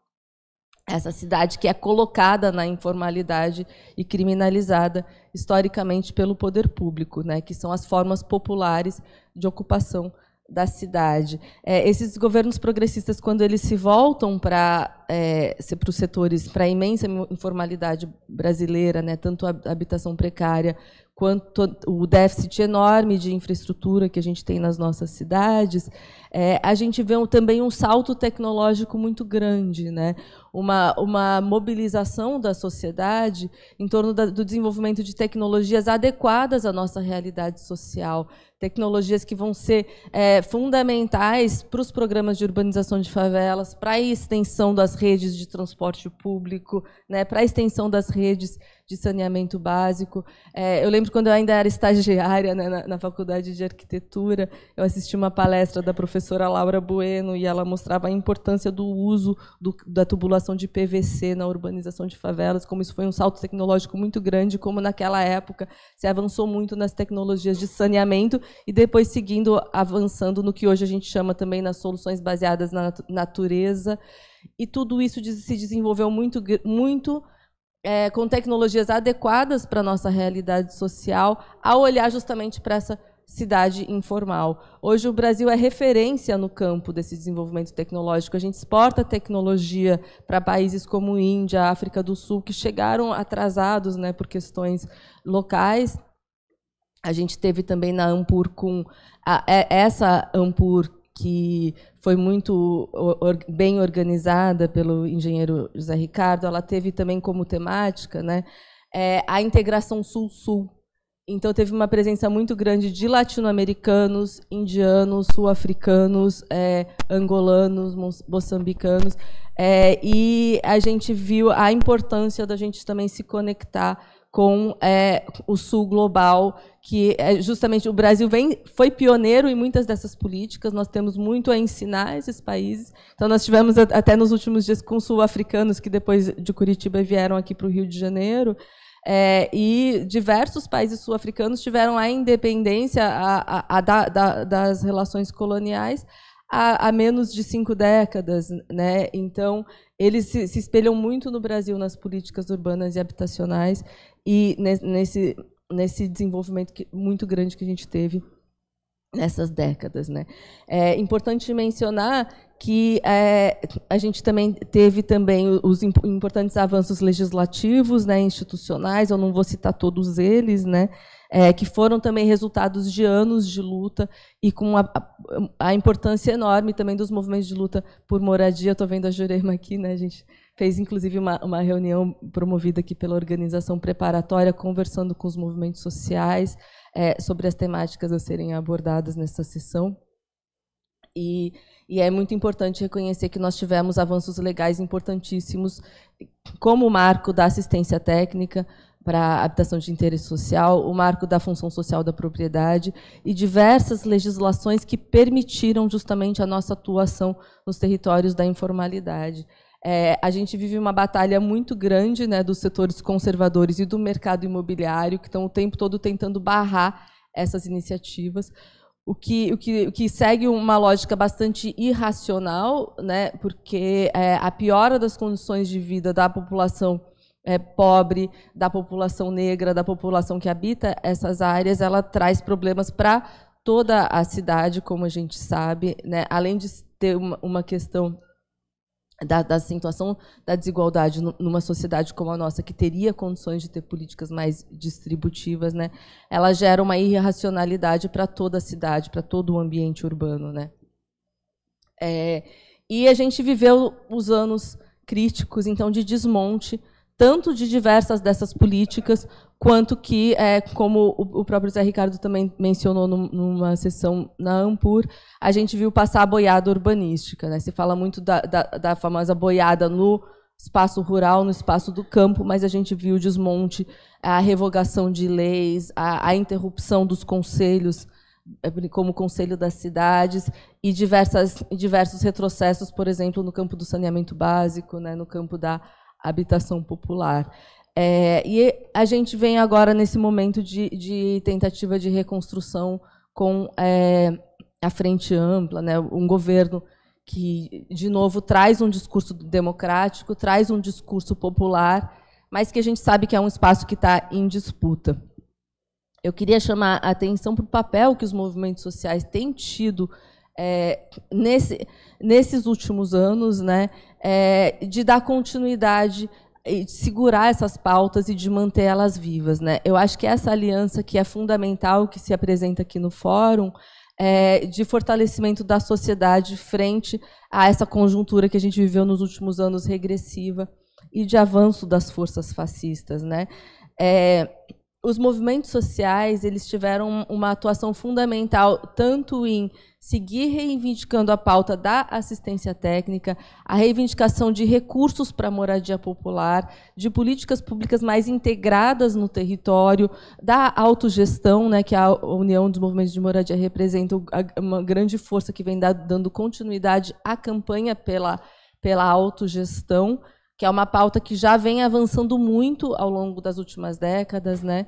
Então, se lá nos anos 90 se falava muito em autogestão associada ao mutirão, e tinha muitas críticas ao sobretrabalho, né, a essa questão de mobilizar uma mão de obra da classe trabalhadora ainda para construir sua casa, hoje a gente vem avançando na autogestão muito mais como uma capacidade de formuladora dos movimentos sociais, de pensar seu território, pensar sua moradia e gerir as políticas para o seu território, E a questão da mão de obra, ela é uma questão que ainda tem um debate importante em torno dela, mas é muito mais a questão de entender a importância dos agentes sociais no território. E o CAL representou um marco também, como os dados foram mostrados aqui para São Paulo, porque a gente viu que, nos últimos anos, quem vem realizando política pública de ATIS no Brasil em uma escala bastante relevante é o CAL, com os editais voltados para os projetos de ATIS. A gente sabe que isso não é suficiente de forma alguma, né? É importante reivindicar o Estado e as políticas públicas, mas essas experiências elas vão fortalecendo, inclusive, a disputa na sociedade por essas políticas públicas. Eu acho que é importante apontar uma limitação dessas políticas quando elas não estão no Estado, que também é a falta de recursos perenes e a falta de uma continuidade. O edital, muitas vezes, ele incentiva e organiza projetos incríveis, projetos muito bacanas, e aí acaba o recurso, acaba o projeto, e muitas vezes a gente não tem continuidade, né? Então, foi um avanço muito grande a política de editais, a gente discute bastante isso também no campo, junto também com o Ministério das Cidades, porque os editais eles foram uma forma de também enfrentar as políticas clientelistas, aquele atendimento de balcão de prefeito e vereador, ele é uma forma mais democrática e mais, digamos que, idônea, né, de distribuição dos recursos no território, mas ele tem algumas questões como a da continuidade das políticas. Então, voltando, né, para o BR Cidades, a gente vê de novo um momento em que a gente tem um governo de coalizão e um projeto que não está muito claro, né? Qual é o projeto para as nossas cidades? Qual é um projeto político, como um projeto de Estado, né, para pensar o desenvolvimento nacional. A gente entende, né, no BR Cidades que, de novo, a gente está num momento de crise, né, de disputa. Se quando a gente assumiu o Ministério das Cidades, lá em 2003, a gente tinha muita clareza do que seria feito, naquela época a gente tinha clareza, inclusive por conta dos movimentos da sociedade. Eu acho que foi de grande importância o Fórum Nacional da Reforma Urbana trazer as políticas de regularização fundiária, de risco, o movimento pelo transporte público, né, a ANTP, trazer a pauta do transporte e da mobilidade urbana, os movimentos por saneamento básico e da saúde pública, que foram fundamentais para construir os marcos do saneamento, e a gente tinha muita clareza, naquela época, o Olívio Dutra à frente, Hermínia Maricato na Secretaria Executiva, muita clareza de qual era o projeto de desenvolvimento e que políticas que a gente precisava para as cidades, que políticas a gente conseguiria construir para as cidades naquele momento. E você vê, né, o próprio exemplo de como foi composto o Ministério das Cidades, vê a importância da sociedade estar previamente organizada para, quando chega no governo, saber o que fazer. E agora a gente vê, de novo, um certo momento de uma necessidade de construção de um novo projeto de desenvolvimento. Eu acho que essa mesa também trouxe uma pauta fundamental, que é a da sustentabilidade. Infelizmente, eu não peguei antes a palestra, né, mas eu consegui ver antes, né, o material que foi enviado. A questão da crise climática. A gente tem novos desafios que se somam, a questão do racismo ambiental. A gente tem novos desafios que se somam às pautas tradicionais que a gente tinha. Então, no BR Cidades, a gente vem discutindo que, assim, a pauta da reforma urbana não foi superada, ela ainda é uma pauta super relevante para a nossa sociedade. A gente tem que ainda seguir disputando a questão da função do social. O que a gente vem falando é que a gente tem que mudar um pouco também alguns termos, né? A função social, como ela entrou na Constituição e no Estatuto da Cidade, entrou como função social da propriedade. E a gente vem conversando, até na conversa que a gente teve com Jurema, com a Conan, e também não estavam todos os movimentos presentes, mas o MTST também pauta muito isso, o MLB, o MNLM, que a gente precisa enfrentar mais a questão da propriedade, né, como o foco, a propriedade privada e individual como foco das políticas públicas. Então, no BR Cidades, a gente vem falando em função social das terra ou função social da cidade, porque o que nós estamos falando aqui é de terra como um bem, como um comum, né? Como a terra ela não tem que ser vista como uma propriedade individual. Quando o Fórum da Reforma Urbana pautou a função social da propriedade, eu tenho certeza que era isso que se tinha em mente, né? Entender a propriedade urbana como algo que tem que servir para além do interesse, para além do lucro, para além do bem individual, e ela tem que ser vista como um comum, como uma coisa importante para a própria formação da base da sociedade. Mas a gente vê que é preciso agora mudar os termos mesmo, falar em função social da terra, e pensar formas de propriedade que disputem esse avanço igumobiliário extremamente agressivo que a gente vem vendo com o avanço do rentismo e da financiarização do mercado imobiliário. Então, a gente tem uma pauta fundamental que é entender que tem uma agenda da reforma urbana que ela ainda é totalmente válida e necessária. A gente ainda tem que continuar falando em transporte público, a gente tem que continuar falando em produção da habitação, na extensão das redes de infraestrutura nas cidades, mas a gente está com essa proposta agora de refundar o que a gente chama de reforma urbana popular. Eu acho que muita coisa mudou, e uma das coisas fundamentais também é pensar a integração no território. Para já ir encerrando minha fala, né? Eu também queria falar um pouco desse novo contexto, que eu já venho falando, né, desse contexto que está em disputa, desse governo, que é o governo que a gente precisa, mas não é o governo dos nossos sonhos, né? Justamente a gente tem que seguir disputando, porque diversas forças da sociedade estão disputando esse governo. Então, se a gente não está organizado para disputar o perfil de política pública que a gente quer, o direcionamento dos recursos públicos que a gente precisa, considerando o campo popular, eles vão ter, inclusive, mais dificuldade, né? Essa disputa, inclusive, para facilitar as pessoas que nós apoiamos, que estão no governo, que nos representam, que não é a maioria nesse governo, mas que a gente precisa disputar. Então, eu queria terminar falando, né, da importância da Secretaria das Periferias e como ela já traz uma parte dessa nova agenda, né? A Secretaria das Periferias ela está trazendo propostas bastante interessantes. Bom, para começar, o nome já ele chegou a ser questionado por algumas pessoas, tudo, né? Esse foco na questão territorial. Mas se a gente vê o que é hoje a dimensão da informalidade, entendendo periferia de forma ampla, né? Eu acho que nem todo lugar do Brasil entende dessa forma. A gente sabe que aqui no Sudeste é mais claro, né, o que se entende por periferia, mas as áreas de vila, as áreas de subúrbios, dessas imensas áreas do que o IBGE agora chama de favela e comunidades urbanas, é a imensa maioria do território brasileiro. Se aqui na região Sudeste, na região Sul, você tem umas estimativas que chega a 20%, 25%. A gente tem áreas do Brasil, capitais, que passa de 50%. As capitais do Norte, que pode chegar perto de 80%, as áreas da informalidade.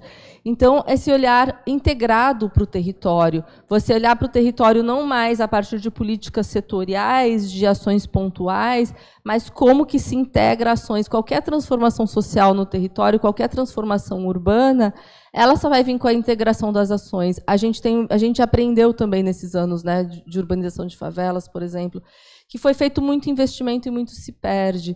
Acho que tem uns cálculos de que o que se investiu já na Rocinha, acho que daria para urbanizar a Rocinha umas 3 vezes. Mas as ações acontecem um pedacinho, aí para, aí começa de novo, aí você perde o que foi feito, aí tem que começar de novo. Eu acho que tem 2 fatores aí para se apontar. Uma que é essa, que é a falta de ações integradas, as ações acontecerem ao mesmo tempo, e a falta de continuidade da gestão pública sobre o território. Camila mostrou ali 2 fotos também, que bastante várias, né, mas que eu quero destacar, o slide em que tinha Pinheiros e São Sebastião, né? Pinheiros é provavelmente um dos lugares do Brasil que mais recebe investimentos públicos do Brasil, né, investimentos constantes em infraestrutura, investimento, mas também serviços públicos, coleta de lixo, limpeza urbana, iluminação pública, isso que a gente chama de zeladoria urbana, né? Eu moro aqui no Rio, numa parte bastante central, aqui no bairro da Glória. O tempo todo tem obra na minha rua, recuperando instalações de esgoto, refazendo instalações de gás, limpando, cuidando do território. E a favela, a gente espera que uma empreiteira vá lá, entra, faça o serviço e o poder público só vai voltar lá de novo dali a 10 anos, né? Então, essas áreas elas não são efetivamente integradas no território nesse rol de políticas e ações de gestão diversas. E o outro aspecto é a gestão comunitária. A Secretaria das Periferias ela vem implementando também novas políticas em que a gestão comunitária e a assistência técnica, né, elas andam juntas e estão dentro de todas as etapas, né? Então, eu só vou mencionar rapidamente.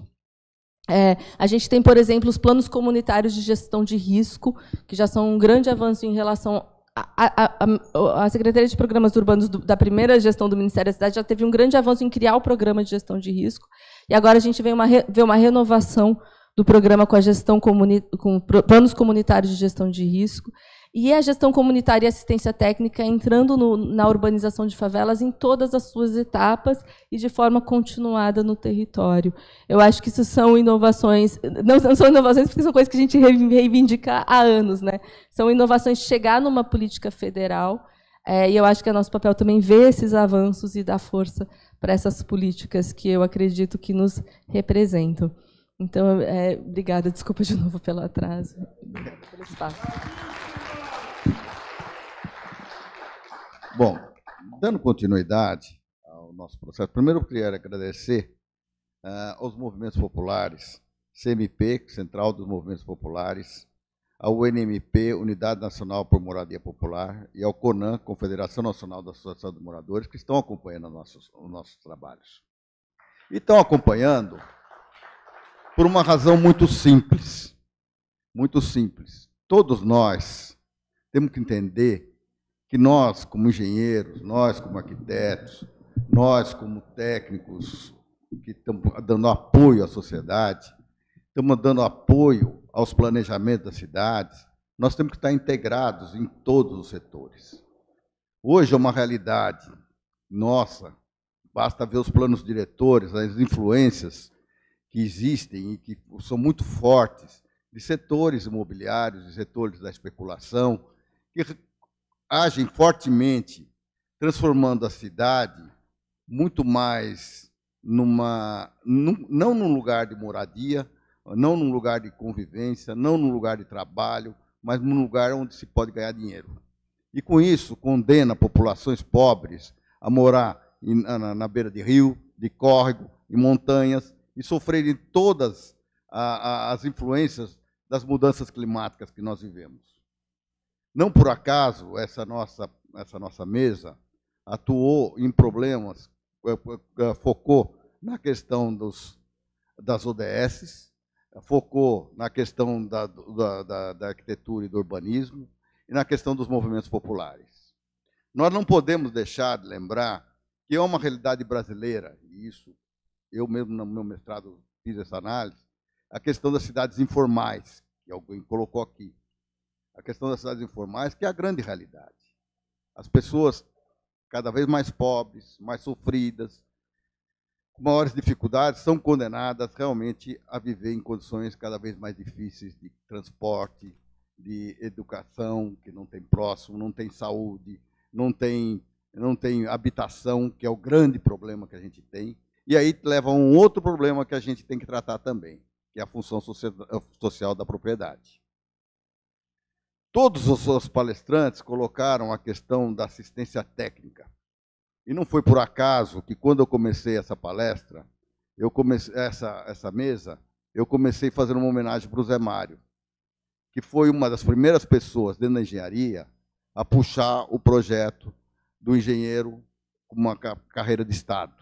E aí nós estamos falando também da engenharia, mais engenharia, de nós estarmos muito mais próximos, de nós estarmos atuando junto à sociedade em todos os seus segmentos, apoiando o desenvolvimento dessa sociedade a partir das cidades, a partir das pequenas populações e do país. Nós temos um papel a cumprir e todos nós temos uma importante função nesse processo. E a engenharia, a arquitetura, a geologia, a geografia, a meteorologia, todos nós temos um papel nesse processo. Está na hora da gente mudar esse país. Está na hora de fazermos um projeto de país inclusivo. E a engenharia tem um papel a cumprir. Para dar continuidade à nossa atividade, eu vou passar agora uma palavra para fazer as análises finais por cada um dos nossos palestrantes. E, por final, eu vou dar para o nosso amigo Malheiros para ele fazer o relato geral, que vai ser bem difícil de ser feito. Olha lá a quantidade de coisas que ele está fazendo. Então, eu vou começar com a Camila, para fazer as considerações finais, depois eu passo para a Maria do Carmo e para a Gisele para o final. Bem, como considerações finais, acho que tem dois elementos aqui que dá para a gente trazer a partir das falas, né, das três falas. Eu queria, de novo, reforçar essa ideia da assistência técnica como algo que é de reivindicação de todos nós, né? Eu queria lembrar a lei de assistência técnica, mais uma vez, que já tem mais de 15 anos e que, assim como outras legislações estão construídas com tanto suor, né, ainda não encontra implementação adequada, né?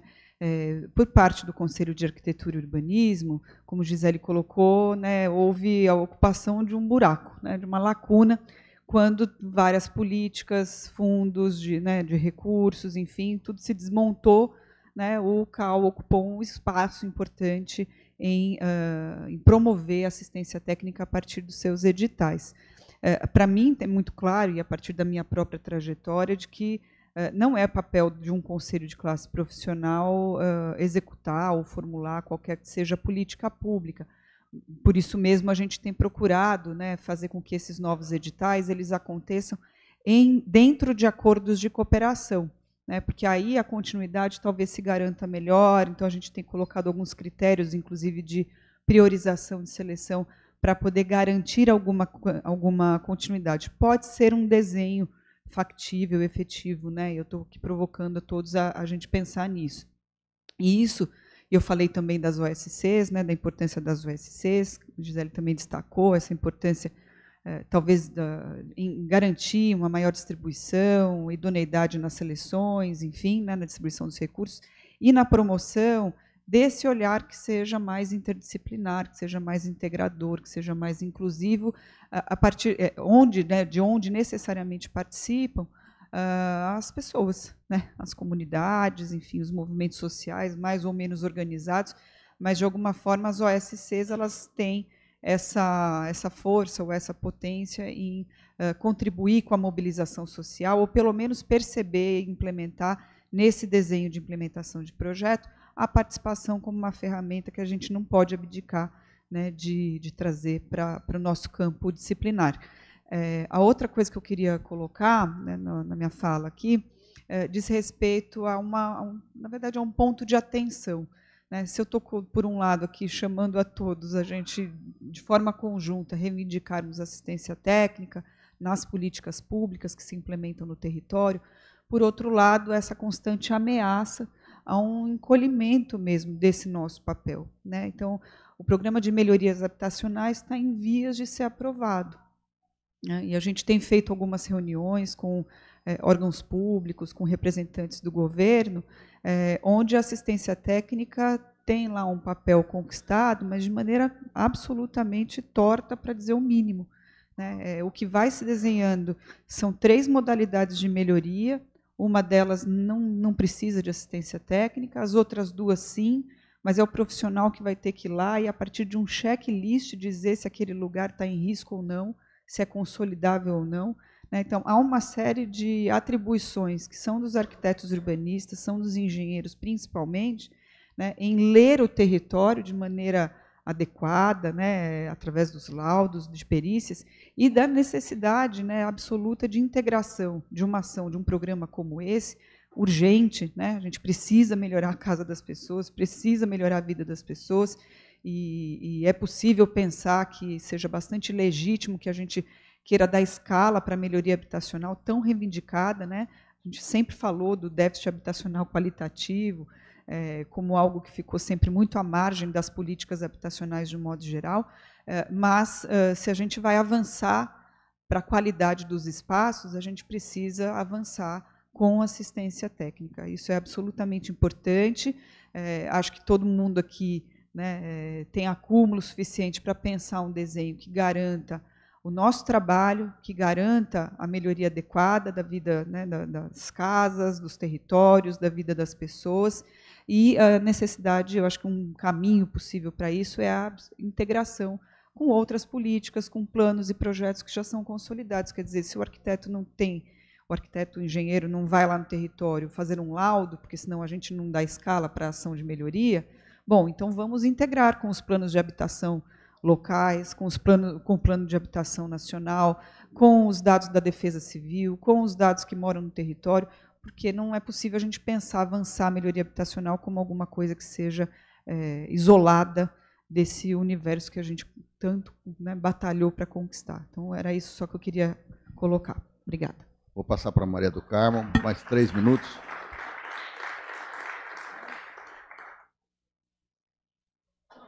Bom, está funcionando?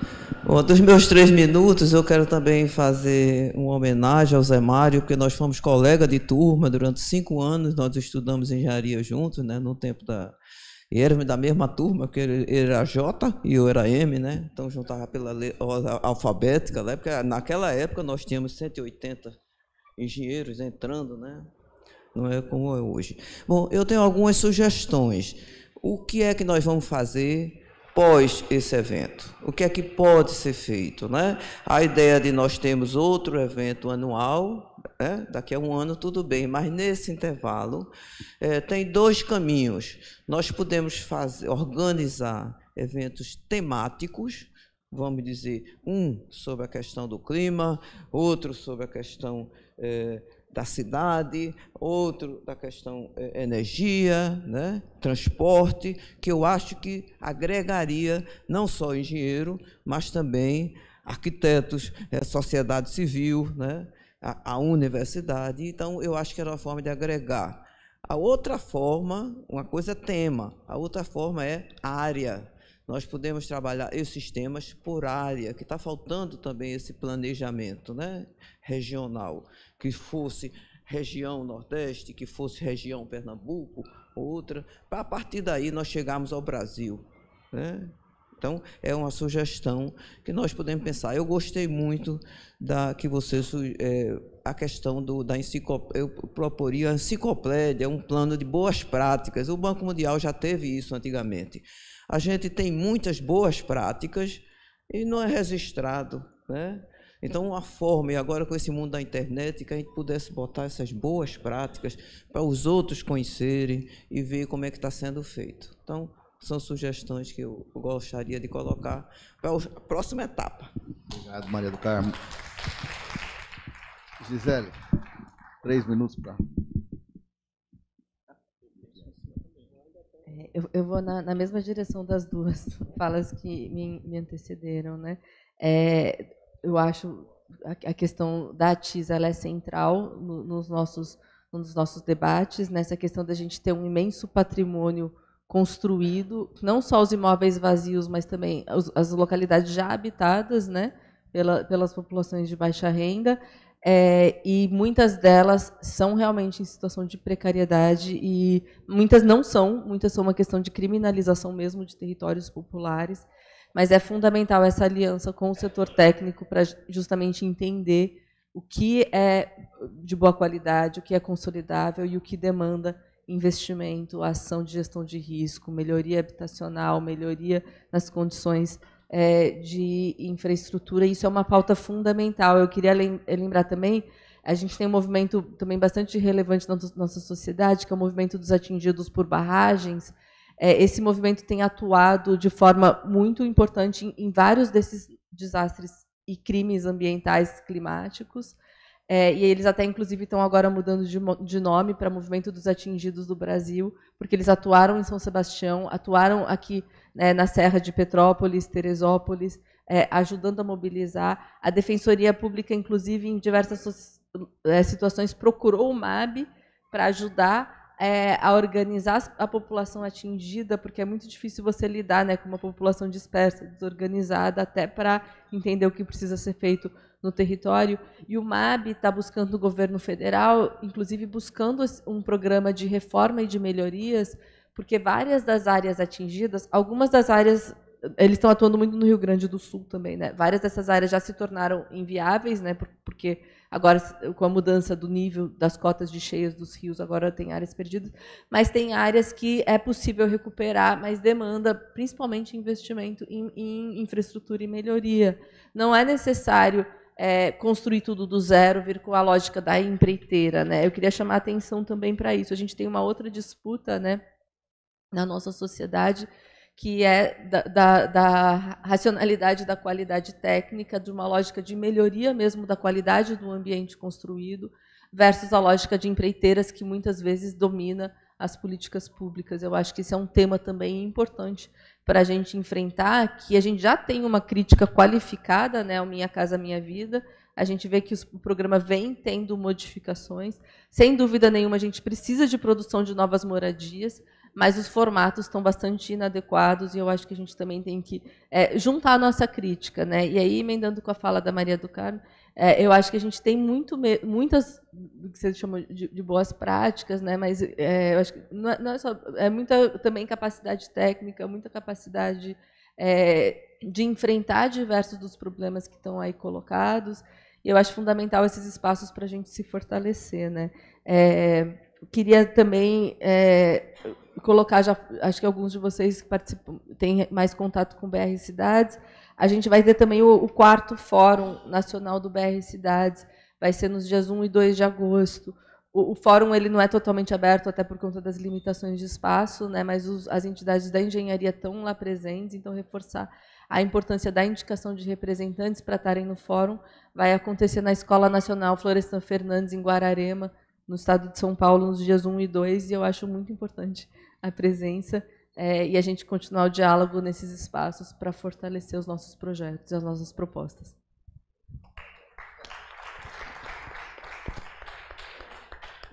Gisele, a engenharia já participou no outro fórum que teve, já participamos, e justamente quando discutimos essas questões, que eram as questões dos riscos climáticos. Oi. Então, nós já participamos no outro evento que teve, do BR Cidades, e apresentamos uma proposta, e que até foi acatada uma série de coisas que nós sugerimos, que era em relação às questões climáticas que acontecem, os desastres climáticos, e como a gente poderia atuar e contribuir com isso. Acho que, bem lembrado, que temos mais uma aí pela frente. Bom, antes de passar a palavra para o Ronaldo Malheiros, que vai ter a palavra final e vai fechar eu vou só colocar algumas questões que vieram e que eu vou passar para que depois sejam respondidas pelos palestrantes a posteriori, para a gente não estourar muito o tempo de prazo. Mas uma veio da Tereza Neumann, que é uma colega nossa, companheira nossa de Fortaleza do Ceará, e ela pergunta: ações difusas e pontuais jamais trarão os resultados necessários para atender demandas da sociedade. São muitas ideias, mas não temos organismo que as agregue. A outra veio do Iso Sendax, outro companheiro nosso de lutas, que está aqui dando suporte para nós, recolhendo todas as questões, e a quem agradeço. Como conciliar os interesses ambientais com a urgência da exploração, por exemplo, do petróleo albergado na margem equatorial do Brasil? O Aderbal, que é outro companheiro nosso do Ceará, Aderbal Aguiar Júnior, ele pergunta: pelo que nos consta, a linha de financiamento para adequação de edificações tombadas às mudanças climáticas. A presidente do CAU Ceará tem notícia de que sua categoria tem se proposto a fazer? A outra pergunta que ele faz: em relação ao campo da moradia popular e habitação popular, o que a categoria dos arquitetos e urbanistas tem feito para oportunizar o programa de retrofit da Caixa Econômica Federal? E o engenheiro Antônio Carlos Soares Pereira, da FNE, pergunta: como se encontram as comissões de harmonização em São Paulo para se discutirem as áreas de sombreamento da arquitetura com a engenharia. Eu vou pedir para os companheiros depois responderem depois, para a gente não estourar o tempo, mas vamos deixar disponível a todos nos fóruns as respostas no fórum no site do fórum. Ronaldo, agora é você.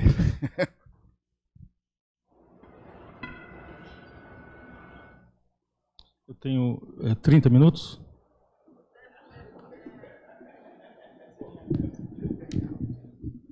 Pessoal, bom dia a todos. Queria primeiramente agradecer o privilégio de poder estar aqui, participar dessa mesa, e eu vou começar o meu relato pelo final. Ficou muito claro aqui nas 3 falas que a gente tem uma urgência cada vez mais de integrar a sociedade civil em toda a discussão das políticas públicas. Ficou claro também que existe uma lacuna muito grande entre o que a legislação coloca, tá, e o que de fato se faz.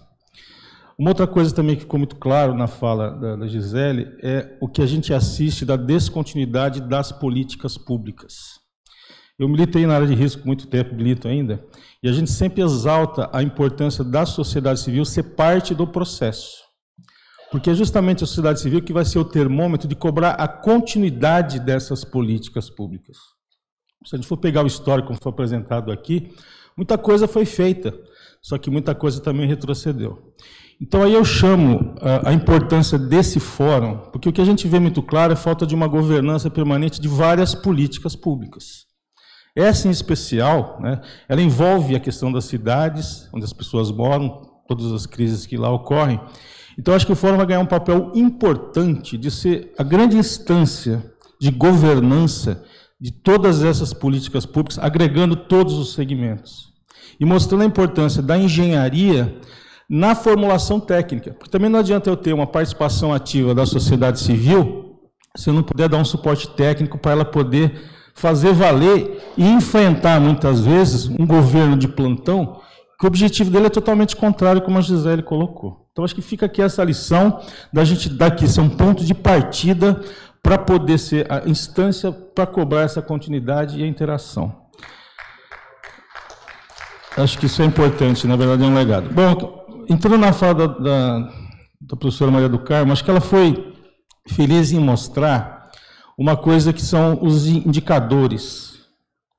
Ela fez um histórico desde da Rio 92, quem lembra da Rio 92, da Agenda 21, quer dizer, quanto a gente que a professora trabalhou a Agenda 21, e depois os marcos sequentes, né, das ODMs, ODS, fez toda uma amarração.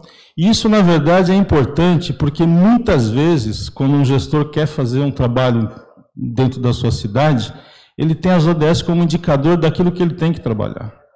Hoje, por exemplo, você tem condição de pegar um link e saber como a tua cidade, qualquer cidade, está em termos de quanto ela fez em cada ODS. Então, a partir daí, eu posso pensar uma série de políticas, que é muito interessante. Ela colocou também essa questão toda da urbanização das cidades, que isso é um problema muito sério. Que a partir do momento que a gente vai chegar em 2050, com 70% da população nas cidades, isso aumenta cada vez mais a responsabilidade de toda essa discussão. Porque se a gente for pensar daqui até 2050, quantos governos vão passar, quantas descontinuidades a gente vai ter e quantas políticas vão estar sendo destruídas e assim por diante. E depois ela destrinchou todas as ODS, que eu acho que é uma coisa extremamente importante, e uma coisa que é interessante, qualquer política que a gente vem discutir, não é uma ODS que vai dar a trilha, todas as ODS vão dar a trilha, porque todas elas têm uma coisa que amarra. E eu achei muito interessante essa questão da gente estar avançando, né, para mais 3 ODS, que estão trazendo discussões muito importantes, né, que a questão racial e uma série de outras coisas que também são bandeiras que fazem parte de todo esse cabedal do que a gente está construindo. E ela colocou no final a questão de fortalecer a pesquisa e destacar a importância da engenharia dentro desse processo. Falou de alguns programas do PAC, do Programa de Infraestrutura Logística, o papel da engenharia nos seus desafios, né, a questão de investir em política de desenvolvimento e pesquisa e assim por diante. E uma coisa que ela colocou também é a questão do planejamento ser a longo prazo. Quer dizer, como que eu posso falar em planejar políticas a longo prazo se eu não garanto que elas tenham condição de se construir e de se perpetuar? Depois a gente passou para a apresentação da Camila, que, aliás, acho muito importante a presença do CAL e dos arquitetos nessa discussão, porque a gente, durante anos, trabalhou junto, Camila, dentro do CREA, você sabe disso. Muitas coisas interessantes foram feitas, e com essa cisão, toda essa discussão das cidades ficou muito na mão do CAL. E os engenheiros, na verdade, que têm uma importância muito grande desse processo, muitas vezes ficaram de lado dessa questão. Então, acho que é uma forma da gente juntar isso e mostrar que eu não posso pensar uma cidade sem ter todos os profissionais. Então, você mostrou aqui o papel do CAL, né?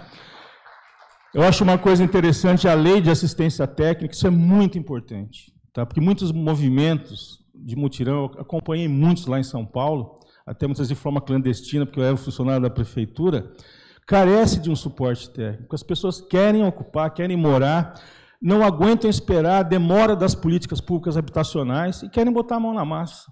Então, acho que tem que pensar muito nessa engenharia social, nós já temos uma legislação para isso, então avançar bastante nessa questão. Você falou da emergência climática, isso é uma coisa que está aí, pessoal, está escancarado. E o problema agora é como nós vamos se preparar para enfrentar o que vem pela frente. Porque a mudança é fato, ela está aí, e mostra, e dá sinais.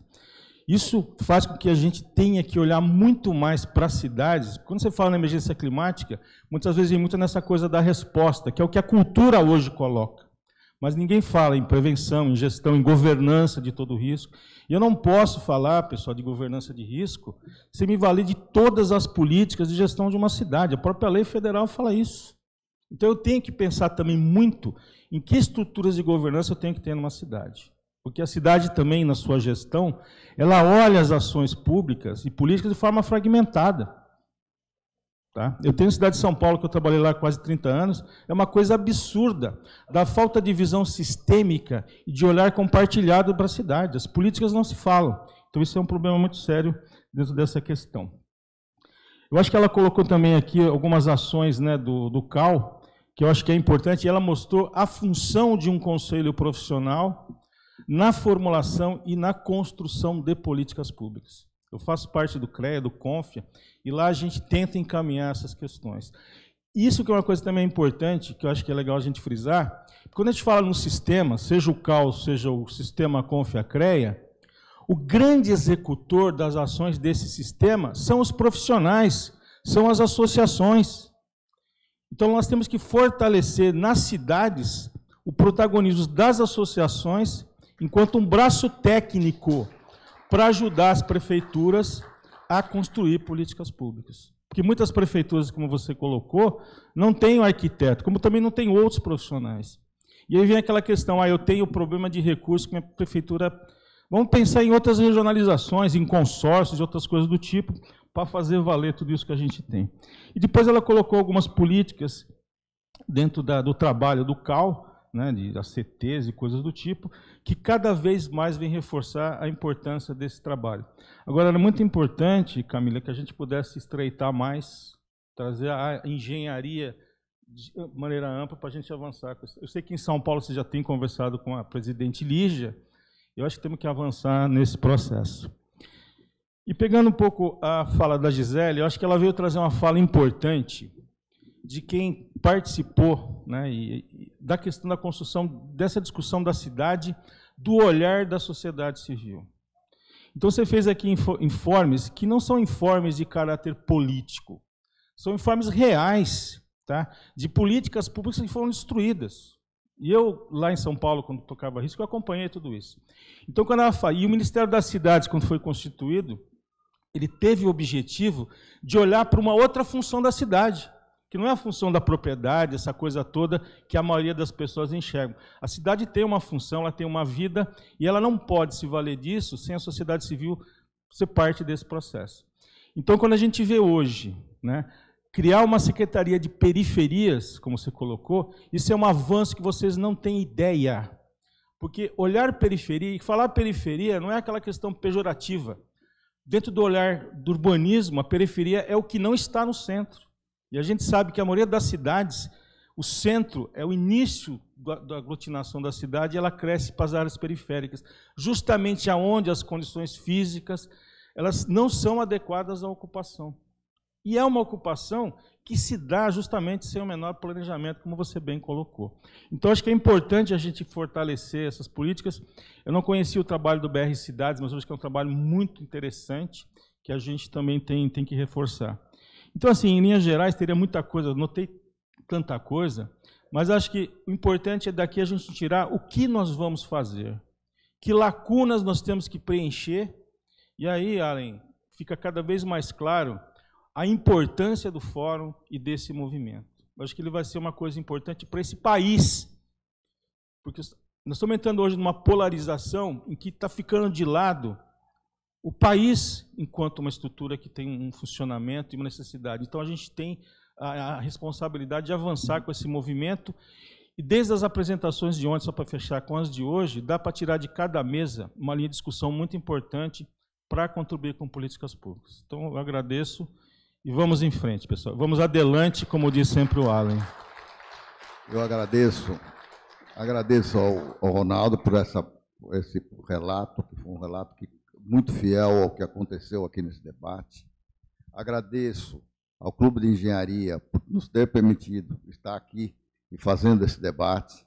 Agradeço ao Allen, como coordenador do fórum, por ter tido a ideia e ter trazido esse fórum até hoje.